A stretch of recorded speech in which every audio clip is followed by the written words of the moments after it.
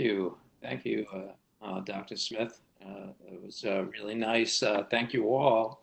When you look over the curriculum, really what we do is we take people with a dental background and immerse them in in a medical environment where they get a deep background, an extensive background in anesthesia knowledge and experience.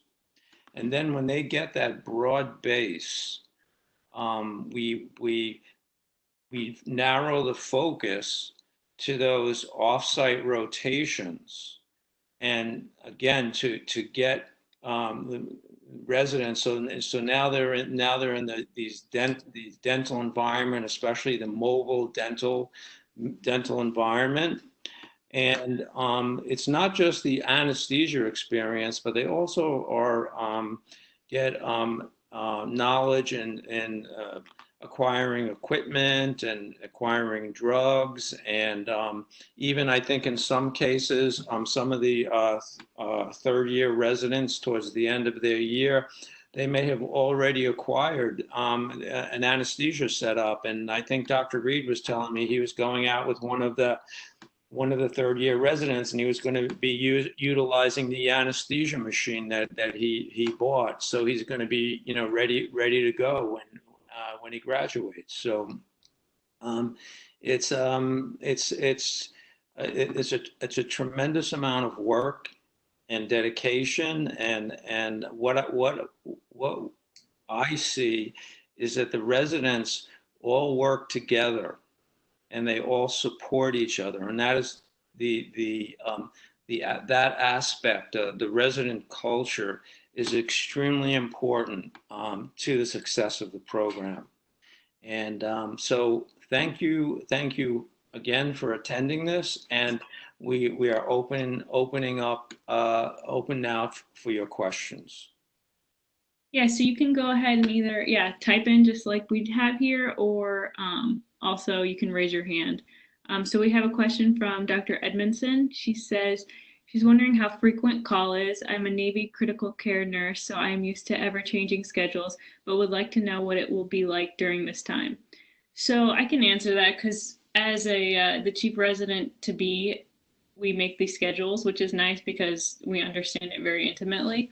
That being said, so every year your call gets less. When you're starting out your first year, you're having call 3 to 5 times a month. So it rounds out to usually once a week. In your second year, your total call number is cut down in half. And then, so you have about 2 to 3 calls a month. And then when you get to your third year, because you have a lot of other things going on, you need to study and you've kind of put your time into the call, we reward that, and you have about 1 to 2 calls a month. So we are a call heavy program, but like all the residents were saying, when you're on call, you really do get the opportunities. You are the resident on call. So when there's a trauma, you are the one that's being called on to handle that. I think it's about 70 or 75 total calls throughout the 3 years, something like that. So another question from Levi Powell, given that most programs have 2 to 4 residents, what are the biggest challenges and advantages to having so many residents? Torian, do you want to answer this one? Yeah, from chief residents, it's a little different than just residents, right? So scheduling is a challenge, making sure I know with vacation requirements and everybody's vacation can be a challenge as a program to accommodate that all the time. But we do try to do that as best we can because we are patterned after a hospital-based residency. We still have our commitments to our hospital, and so we do our best within those guidelines. Advantages are that we can do that. that, as Dr. Azretti said, we have established over the last several years a culture in which we help each other. And we do our best that when somebody needs to be let out early, that we make changes to get people out early, or if vacations or family things come up, that we as residents are there. I think it helps with didactics. We all learn differently. And in bigger groups, we find those of like minds that help us learn as a collective group. And I think that having within reason, without having too large of a group, a lot more people can definitely offer input and perspective that you are limited with smaller programs. But those smaller programs are great as well. But I think that one thing that I would say is larger programs like ours definitely have a collaborative approach to our experiences. Well, I could add to that, if I may. I've been program director for 10 years now, and when I started out, we had 8 residents because it was a 2-year curriculum, and we had 4 residents in each class. And the difference between having 8 residents and 18 residents is when you only have 8 residents, everybody's spread out doing things. Some people are post call, some people are on call, people are on rotation. So you rarely come in contact with your fellow residents. So you kind of feel alone as a resident. When you have more residents, there's more of a group, more of a camaraderie. The other thing to keep in mind is that it is true, if in NYU Langone, Brooklyn, if we had 18 DA residents and that was the only clinical facility that we functioned in, it would be a little tight, I think. But because we have the offsite rotations where we have a significant number of our residents, usually 4 at a time are off-site, and those residents sometimes, and those rotations sometimes more. It takes some of the pressure off, and we can kind of adjust for a whole variety of reasons. We can adjust the footprint in various aspects of the program. So overall, because of the way the program is structured, especially with the offsite rotations, having 18 residents really helps us out, and certainly adds to the resident camaraderie. That picture that you see there is really true. That's the way it is. Yeah, we're definitely a big family. There's a question about from Ty Samsel asking to observe at one of the offsite rotations who we should contact. Dr. Reed, do you want to answer that? Yeah, I see on the text box that Dr. Lee already did, and he suggested that they contact me for either. They can contact Dr. Lee directly for LA. That's perfectly fine. They can go through me for either, and I'll coordinate with him. So it doesn't really matter. Okay.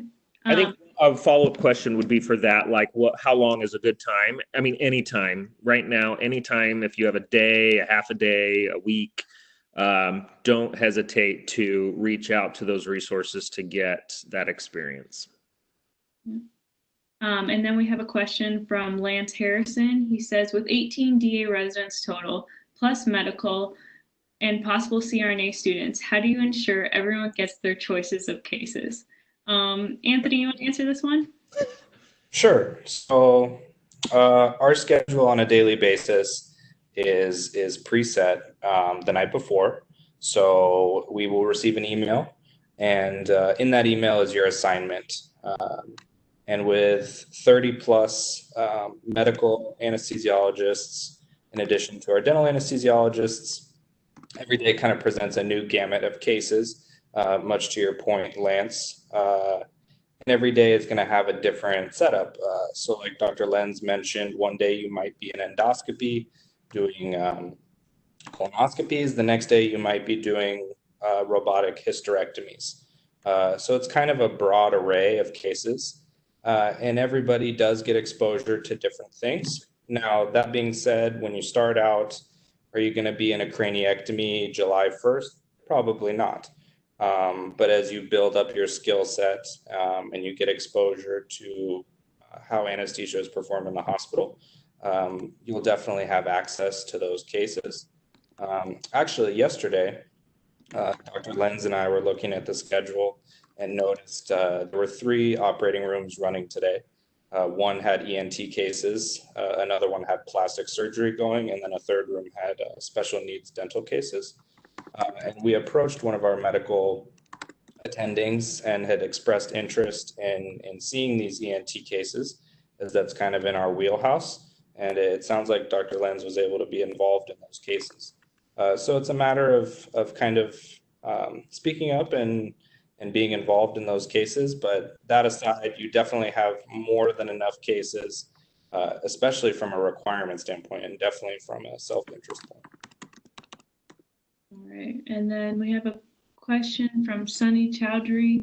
What attracted you to join the faculty of this program, and what changes have you seen during your time here? I can answer that one. At least one of the aspects of it is, several years ago, I guess it's been about 7 years now, Dr. Reed approached me in LA to open up my practice to the residents of Lutheran at that time and now NYU, because we see a lot of special needs patients, and that's something that Dr. Reed and Dr. Ezzeretti wanted to see increase in the program. And when I got out of residency, all I wanted to do was practice. I had no intention of teaching, but it truly has been one of the most rewarding aspects of my career, because I get to meet future fellow dental anesthesiologists. Residents come. We all learn from everybody. I learn things from residents. They learn things from me. And what I've seen in the past several years is just the increase in the quality of each resident, not only in didactically or clinically, but just how dedicated they are to the profession. So for me, it's been great, and hopefully for the residents, they get a little bit back from me as well. Another question from Dolan Montier. Sorry if I butchered your name. What do you wish you would have done/known before residency to prepare for the vigorous workload? Joe, you want to take this one? Sure. It's a good question. I'm not sure anything can truly prepare you for residency like this. It's so it's so different than dental school. It's a very different environment coming out of dental school and then stepping like in our program, for example, stepping right into the hospital day one, which I personally think is a great way to learn, because the best way to learn how to do anesthesia is just to get in there and start doing it. And it's nice that we get to be taught by our older residents first, and they get to show us the ropes. But what would I have done differently?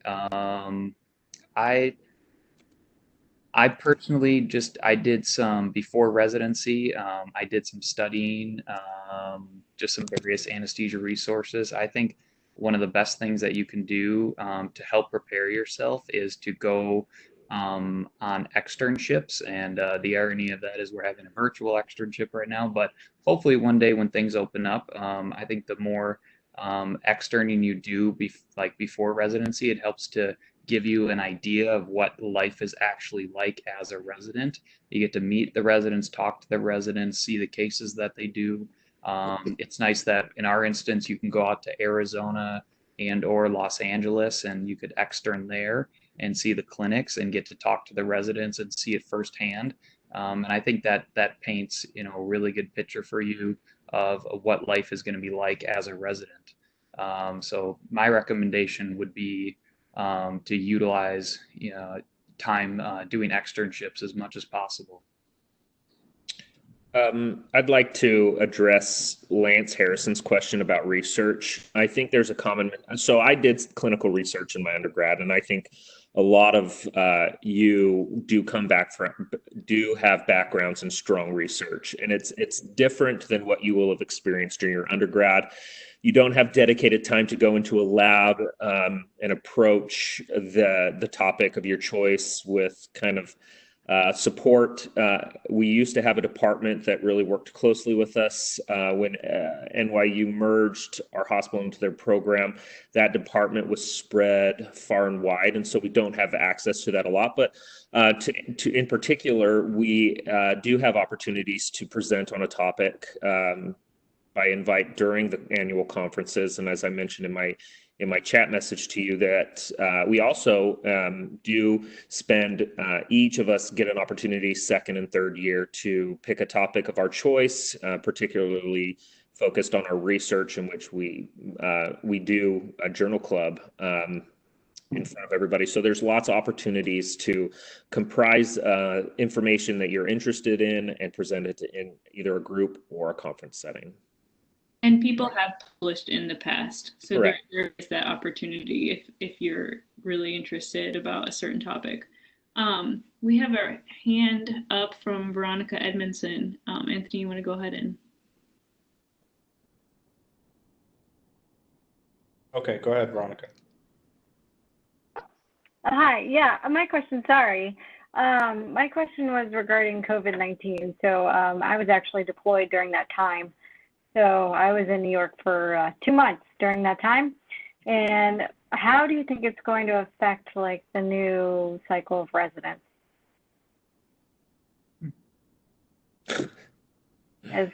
Like I feel from like it's an interesting like question. a caseload basis or an exposure risk basis?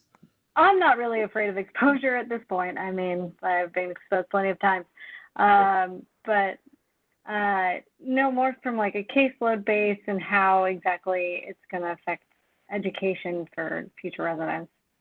So I'll try to tackle that. So this week, our hospital is getting right back into the groove of things, with some appreciable changes. Every patient is getting a COVID test within 72 hours of arriving for an elective procedure. And then every patient, even if presenting as a trauma or an emergency, is getting a rapid PCR test. So they are trying to make sure that patients aren't exposed unnecessarily. And then obviously every provider is tested. But our caseload has about returned to normal. The city is entering its phase 2 of 3 phases of their gradual reopening of businesses, and everything's coming back to life. I think the nation as a whole is uncertain, whether we'll have this cyclic or episodic nature of this, for every fall and winter to come. That can't really be spoken to yet, but as of this week, the hospital's about back to baseline. For the applicants that are concerned about the safety of the residents, our hospital has, I think, been exceptionally well in making sure that, one, we weren't asked to do anything beyond what we were comfortable with, as well as that we were given appropriate PPE. And I don't think that that's going to get worse in the future. I think, if anything, that will get a lot better. Yeah, and we pivoted very quickly when this was all starting to having online meetings. Research days were spent working from home. Because our program is, like Dr. Ezra was saying, very, the hierarchy is, we're pretty flat hierarchical. All the residents kind of worked together to figure out a new way to handle this, because nobody's done this before. So we're working on the fly, but I think we were able to pivot very quickly so that people could still have the didactic sessions with journal clubs online. People still were doing cases in the hospital. I think it didn't stop anyone's education. One of the things that was helpful is that the hospital they've been fairly strict. One of the things right away they imposed a travel ban when the COVID crisis was the worst in New York. and and there still is a travel ban for NYU, but because of the critical nature of the offsite rotations to the DA program, and also because at least for now, the extent of the COVID-19 in Arizona and California is less than New York. We've been able to have our residents travel to those rotations, which was we weren't sure what was going to happen, but the hospital administration worked with us because it would have been a great detriment to the program if we would have to put those rotations temporarily on hold.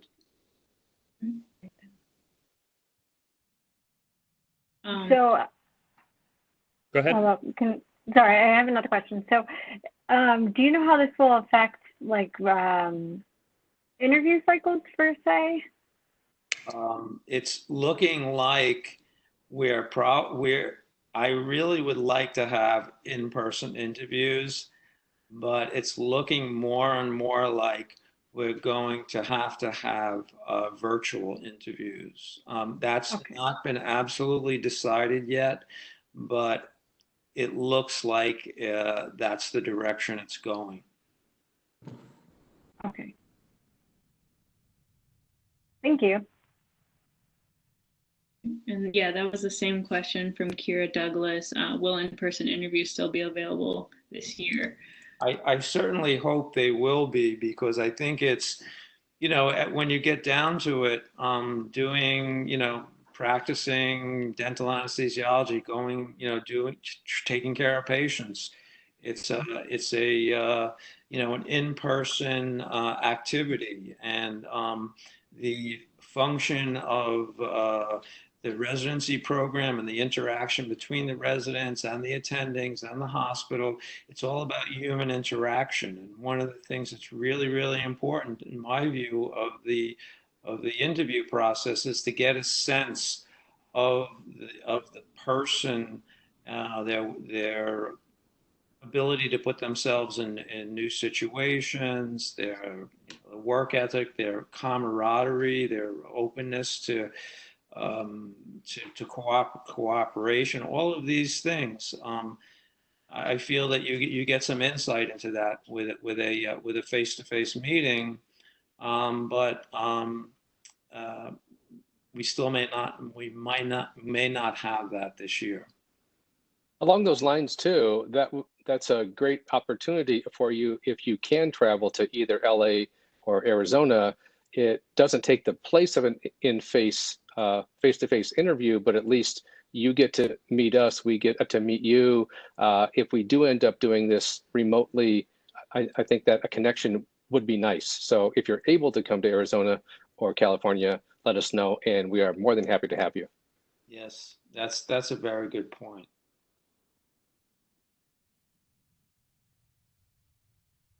Any other questions?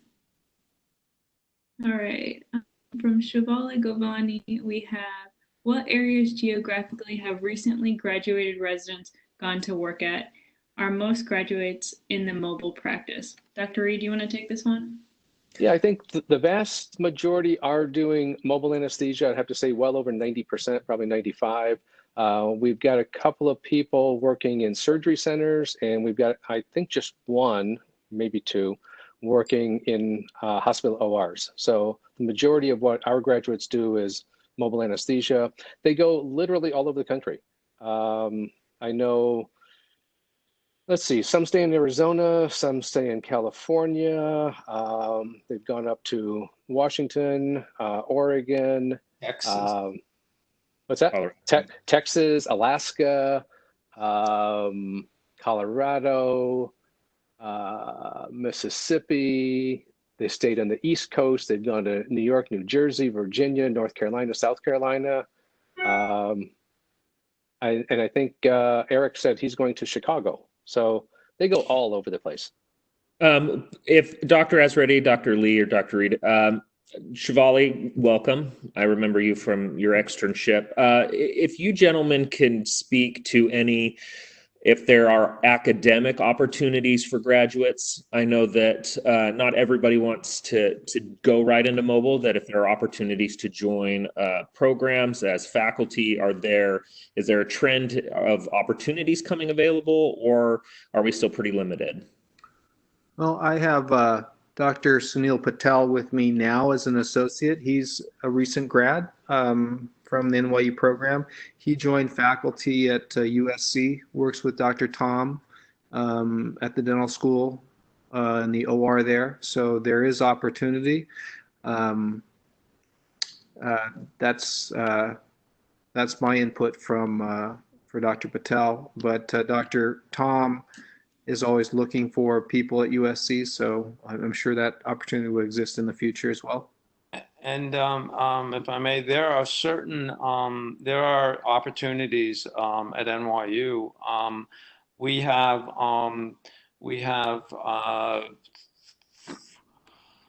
four on site in the city. We have 4 DAs. But we still don't cover all the dental cases in the OR.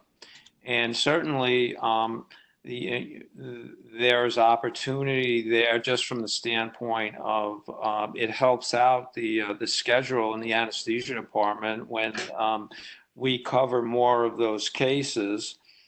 And certainly there's along with that, there is some opportunity involved in resident education, both clinically and didactically. I think that's you'll see, expanding opportunities in general. I think there's new programs opening up.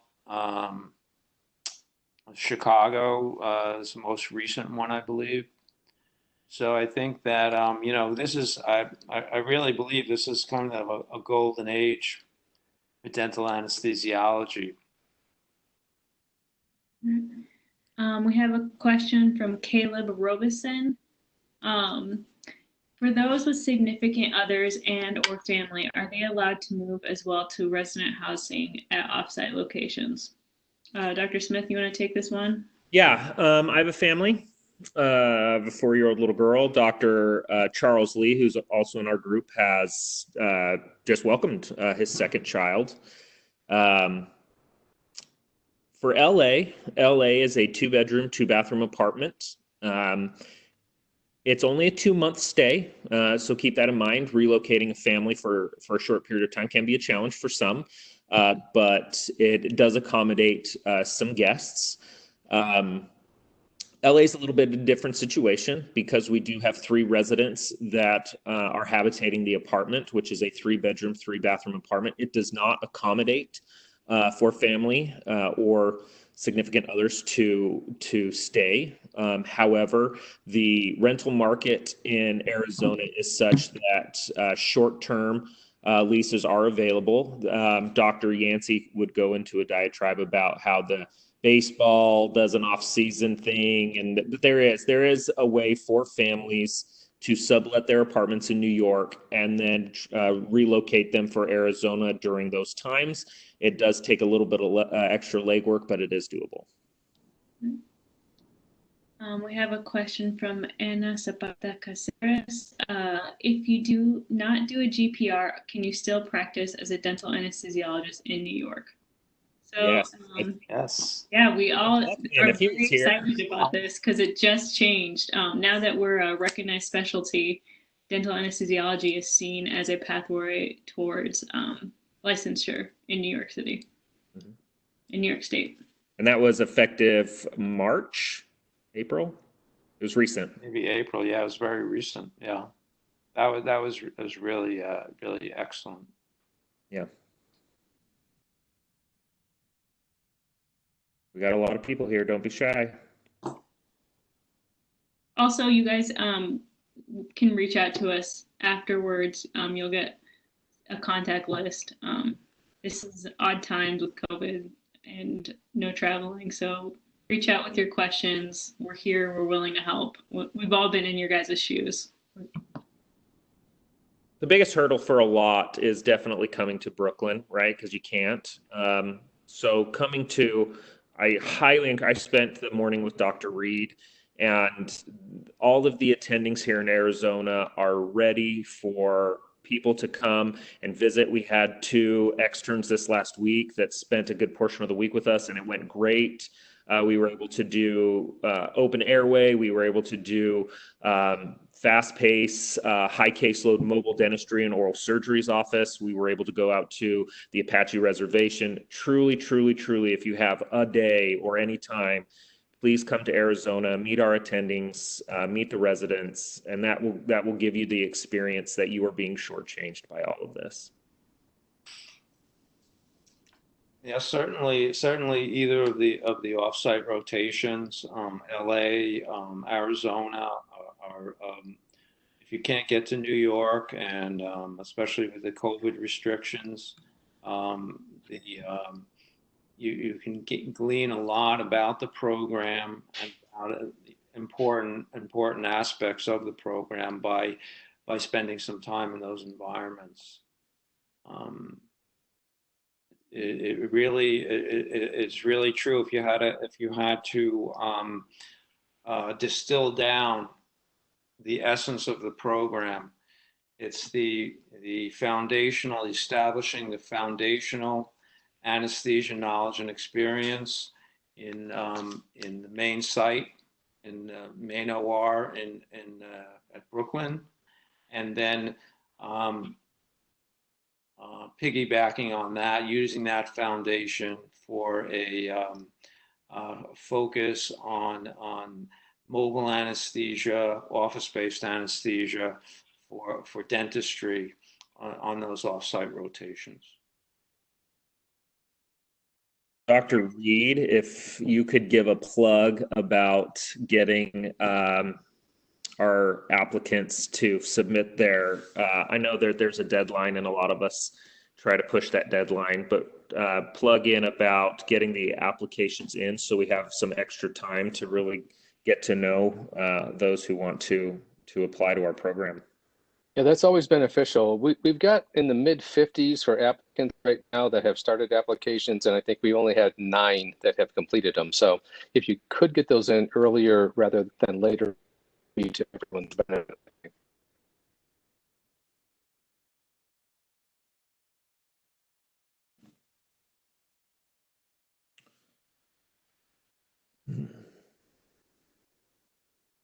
Any last questions? Is there anything that? I see a couple.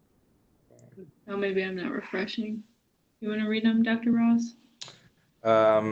How open, from Bailey Hollahan, how open is the program to applicants straight out of dental school? Closed. It's about, it depends the year, but it's been pretty 50-50. Yeah. Well, our current PGY1 year, Yeah, we have a lot. all but Joe, right, Joseph? Well, Jordan. Oh, that's right, military. Mm-hmm. So 4 of the 6 were right out of dental school. So. And PGY2, 3 of the 6. So if it was all, then there's no restriction or. It's not. You know what? It's more about the individual. It's more about the person than whether they just came out of dental school or they did a GPR or they've been out and practiced for a few years. It's really more about the person, because everybody has a different pathway, even before dental school, what people have done with their lives before dental school. I mean, it's so individual. So it's really open. Don't worry about that. The interesting thing is that probably people, now that it's a 3-year curriculum, most likely people that come straight out of dental school and go into a dental anesthesia residency program have decided that I want to do anesthesia and that's it. I'm not going to get involved with any dentistry Whereas you'll have, say, for example, someone who was maybe a pediatric dentist, or they did a GPR, or maybe they've been out in general practice for a couple of years. Maybe they might have a blended practice.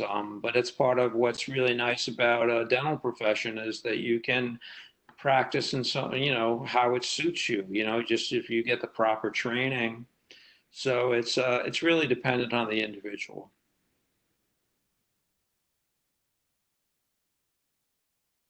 All right, we have a question from Kalima Anderson.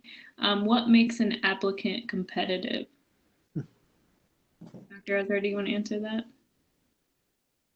Well, there are attributes that you look for. I mean, first of all, there's just a baseline level of competence, academic competence in dental school and maybe undergraduate, but especially dental school. There's evidence of ability to work with people, work in a cooperative way with people, especially under stressful situations. That's really important. So the basic academic requirements and that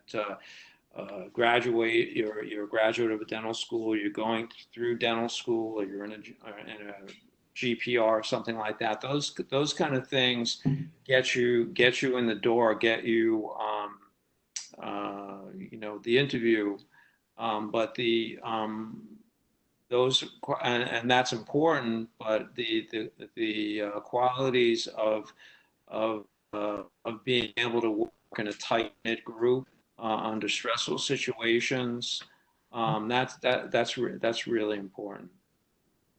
One thing I will say that we read your applications in gross detail, and so being able to discuss areas that you've struggled, areas that you've excelled, really helps us to see you as a person. And so that's what my recommendation be. A competitive person shows up on interview day as themselves. Yeah. Another question from Lance Harrison. In regards to COVID, many dental schools are closed and getting faculty and institutional recommendations have been challenging. Any suggestions on overcoming this? Dr. Lee, you want to take this one? Say that again. What's the question? Dental schools are closed and it's hard to get recommendations from faculty and institutions. I'd say the best thing is to go to the ASDA website and try to find as many dental anesthesiologists in your area and shadow them, let them get to know you, and have them write you a letter. We probably know every single one on that ASDA website, and that's going to be better than some faculty member in restorative that we don't know anything about. So that would be the best thing. Has the pass match application made accommodations? Because if I remember back when we did it, it had to come from like an institutional email, right? Did they can it just be 3 of anybody? I just remember specifically that they had us like 2 faculty members and a personal reference. Is there any accommodation for that we know of? I don't know. I don't That would be the only hindrance, right? As if they required it had to be from your university or your program. That would be a hurdle based on just the application website. I know, for example, if there are, say, a person has been out of school for, say, 15 years and they apply, it's difficult for them to get, a lot of recommendations from their dental school. And typically those will be peer recommendations, which are, as Dr. Lee was saying, if you don't know the individual, it's really hard to know how much stock to put in the recommendation. Whereas if it's from a DA that we do know, and it's still a pretty small community that we do know people personally, so that carries a lot more weight. It's somebody you can call them up and talk to them, and you get. Yeah, Lance did post on the chat that currently the pass application does require an institutional letter as part of the process. Well, you can always have more applications, more letters of rec that are not in addition to the pass requirement. Yeah.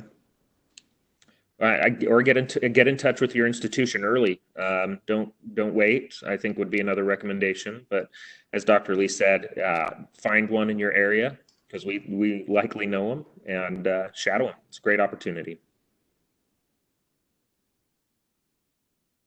Dr. Ross, do you see any more questions?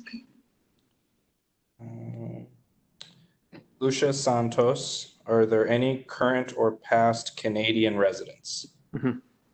Yes. Yes. Yeah.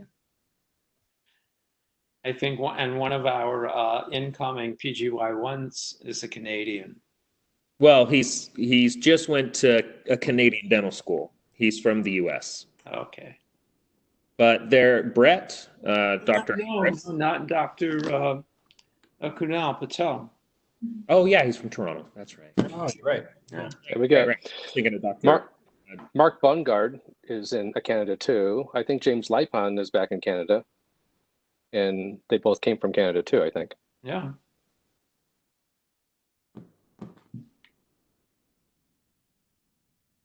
And our current PGY third year Dr. Harris is Canadian. That's right. Can anybody speak, or is there reciprocity? There's obviously not, but residents who go back to Canada, I don't know the laws. Are they able to do that relatively easy, or is it a challenge? It's easier if you're a Canadian citizen, but it's not difficult if you're not. Okay.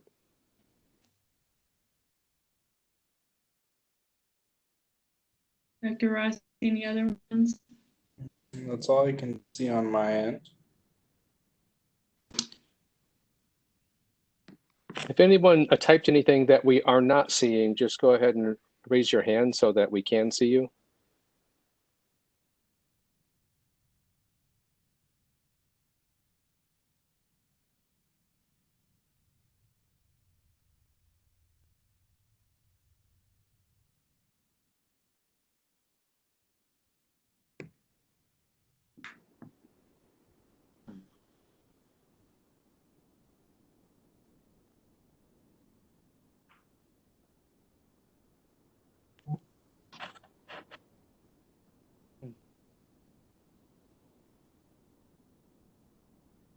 Or any more questions for us? Not seeing anything else.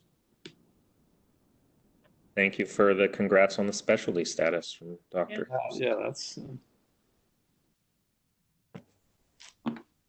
I think that all the residents that have chosen this program are very happy with their choice. I love NYU's program, and I am happy that I made the decision to come to this program.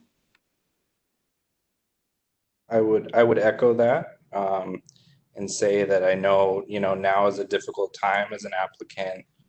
There's a lot of questions and uncertainty swirling around, not even considering COVID being in the question. So like we had mentioned, an email will go out with our contact information. Don't hesitate to reach out to anyone. There's no such thing as a silly question, and we'll take it from there. Yeah, I don't think you'll find any one of us, if you spend a week with us, not one of us would complain about our match position or the decision that we've made to become this profession. I think that those who graduate have a big choice, peds, anesthesia, oral surgery, ortho. If it's one that you can hang your hat on, you only do it by committing. And so none of the 18 current residents would say that they made an unwise decision. Kalima Anderson asked, what specific thing made you choose this program over other DA programs? I'll let each of the residents answer this. For me, it was that we got thrown into the hospital right away. I wanted to take call. I wanted to do big cases. I knew that I learned by doing, and I knew that this program did not hold back. We have big caseloads, and it made sense for me. Dr. Smith, you wanna? Yeah, this one was a challenge for me with a family. Stony Brook was high on my wife's list because she wanted to live in the country, and Ohio State because it was close to where I did dental school in Louisville.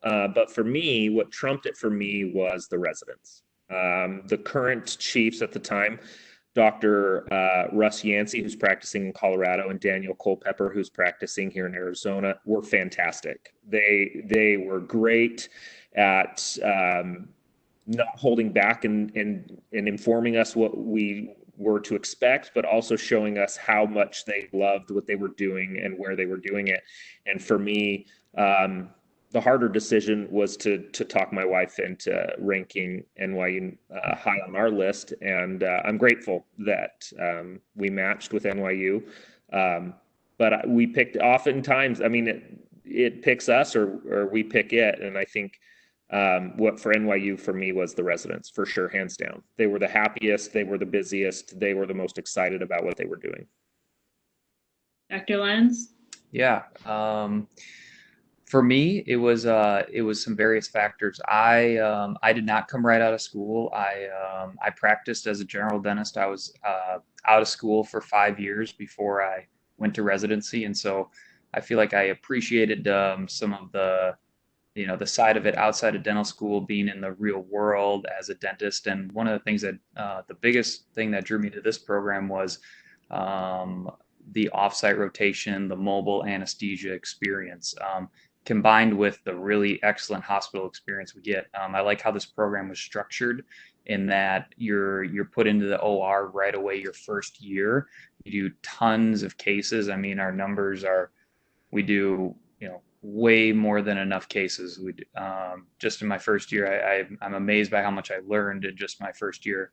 And so you do tons of hospital cases. You get that medical foundation, learning from physician anesthesia residents.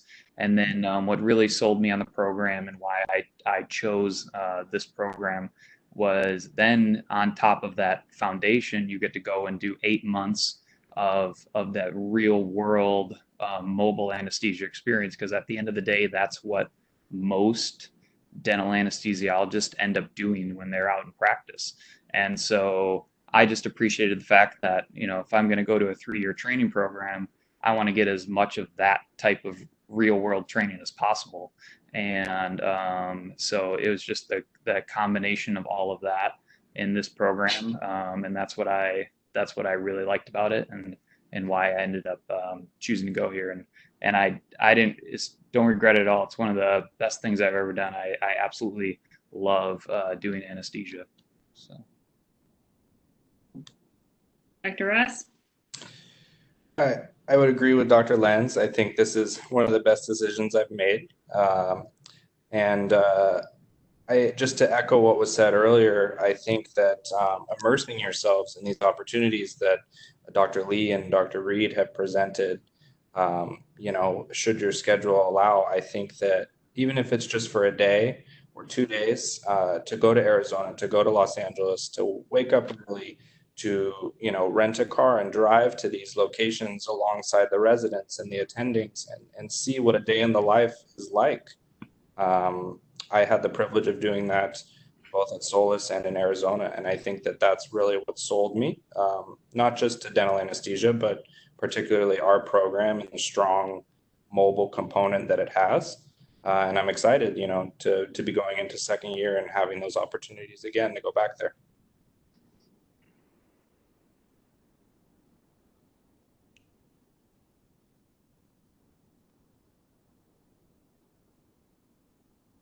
I think if anybody has any specific questions, and we didn't cover that material here, if you wanted to follow up, just send us any one of us an email.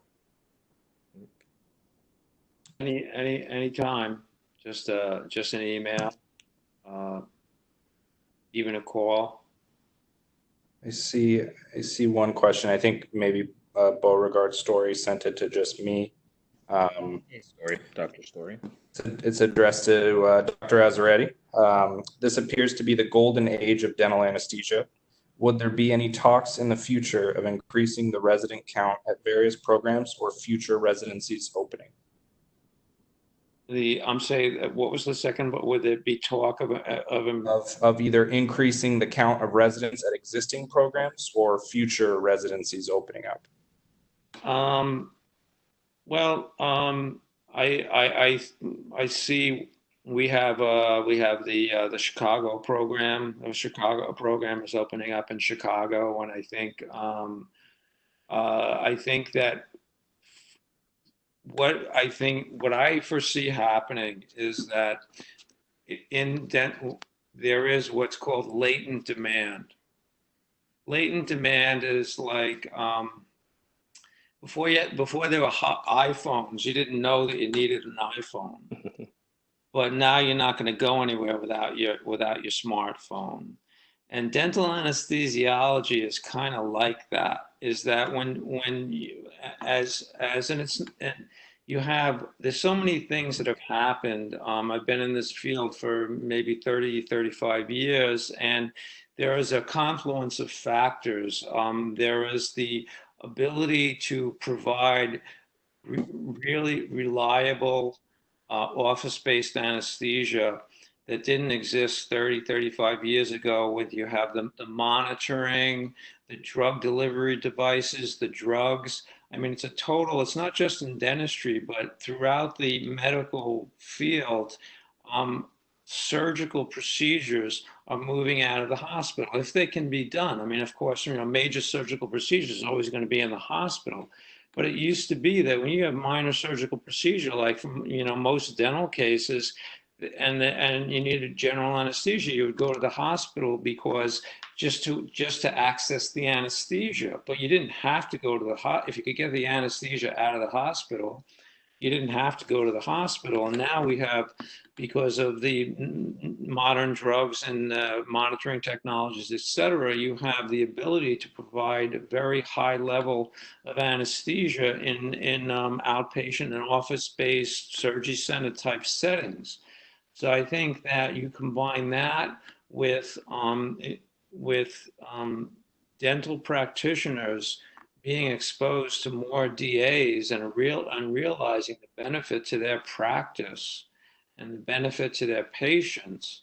So there's going to be a greater demand for DAs. And when you have a greater demand for DAs, other areas of the country that don't have programs, I'm sure will start to sprout programs. That's my outlook.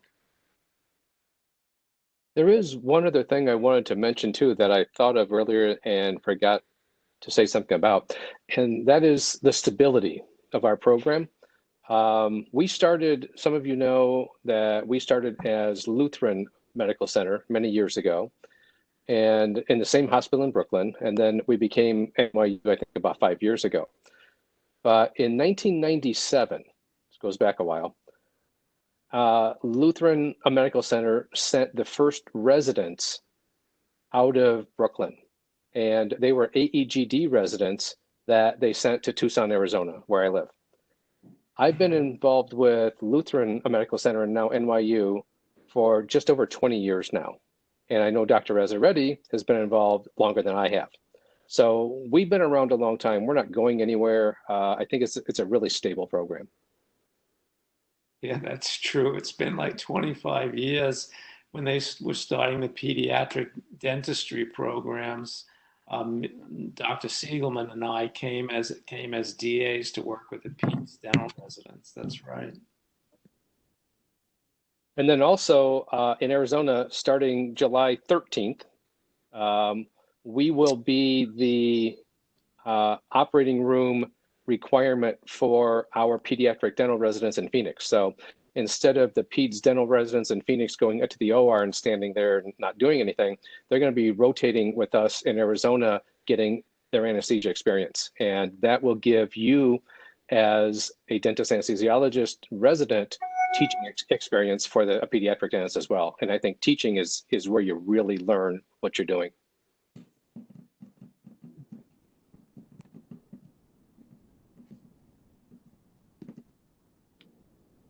We exceed our time limit.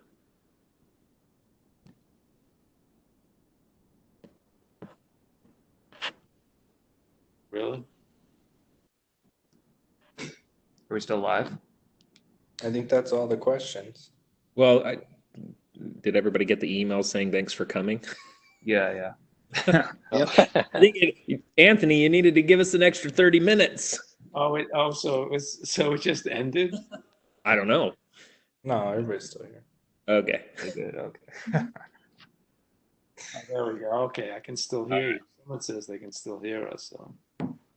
Well, we are stretching this out. Does anybody have one more question, and then we can wrap this up?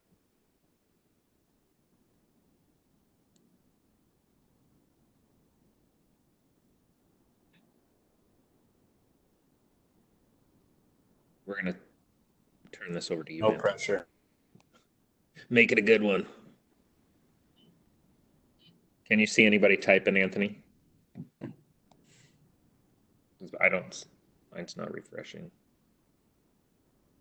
Okay. Sunny Chowdhury asked, is there anything you didn't know about the program from an applicant standpoint that you wish you had known? Any resident want to answer that? I will.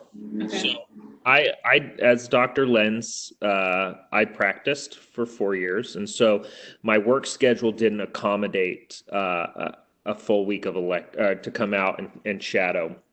And so I found some DAs in my area, and I spent a lot of time with them, and that's what I did. But what I didn't know had I come and done the externship was how challenging it could be to relocate to Brooklyn. And I think the residents at the time would have been extremely good resources to do some of the mundane things. I know we talk a lot about the residency, but there's a lot more to moving to New York and to establishing yourself and finding things and how things work and what don't work and where to shop and do all that you really find out when doing an externship. And I wish I had that. It would have made the transition a little bit more smoother for me personally. Yeah.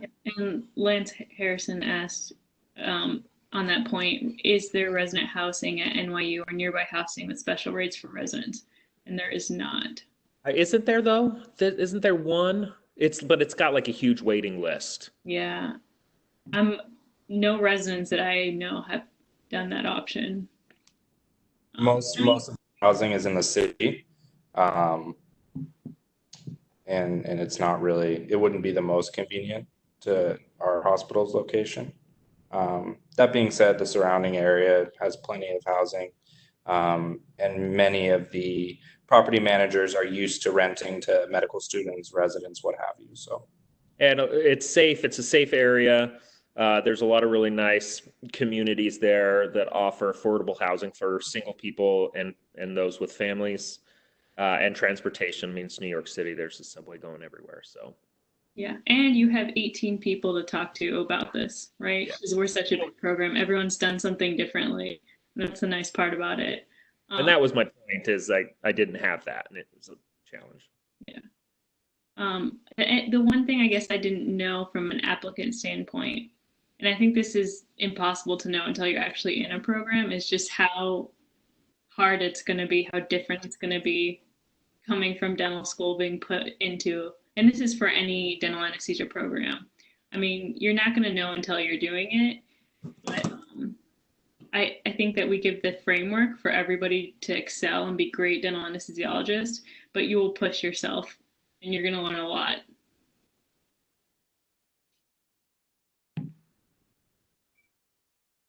Anything to add, Dr. Ross or Dr. Lenz?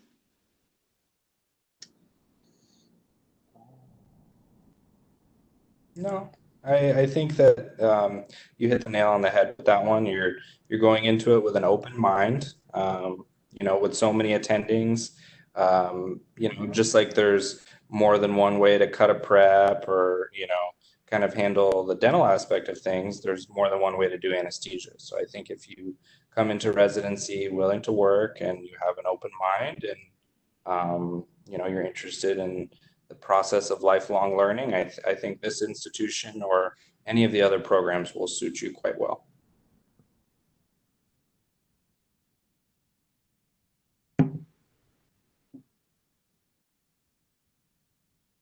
Good question.